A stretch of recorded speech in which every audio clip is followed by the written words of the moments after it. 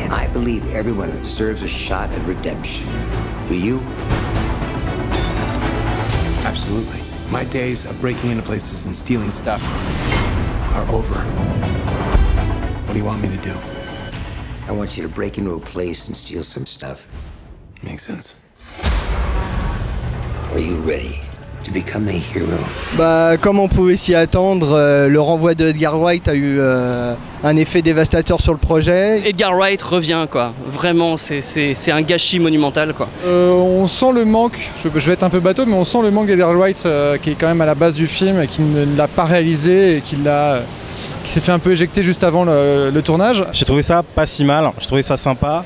Notamment grâce à tout ce qui reste, je pense, du travail d'Edgar Wright, dont l'ADN est présent sur à peu près tout le film, notamment donc dans le mélange du genre de film de super-héros et du heist movie, du film de voleur, de braquage. Un projet qui aurait pu être vraiment cool, il y a vraiment, on voit le potentiel du film d'Edgar Wright, notamment dans les scènes de combat où les personnages miniatures se battent dans des décors qui sont ridicules mais qui prennent une proportion gigantesque et épique. Ils nous ont mis un Yes Man, bon, réalisateur de Yes Man, ça porte vraiment bien son nom.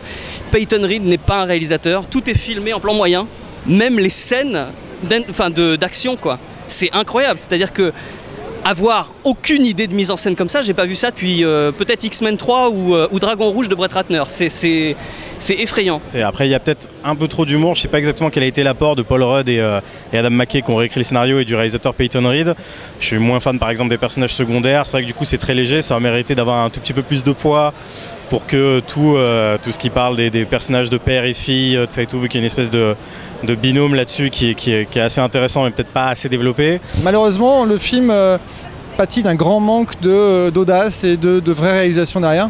C'est un enchaînement d'effets visuels et de grosses déconstructions comme ça faire les Marvel. Alors évidemment là à un niveau microscopique puisqu'on tape dans Ant-Man et dans le tout petit. On se dit vraiment que la Marvel est vraiment arrivée au bout de sa logique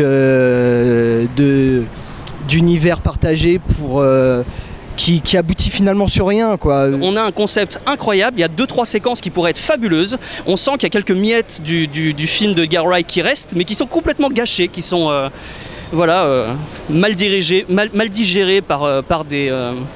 ouais, je sais pas, des mercenaires hollywoodiens. C'est antipathique en plus. Il y a des scènes qui devraient être émouvantes, qui sont filmées comme un soap opéra.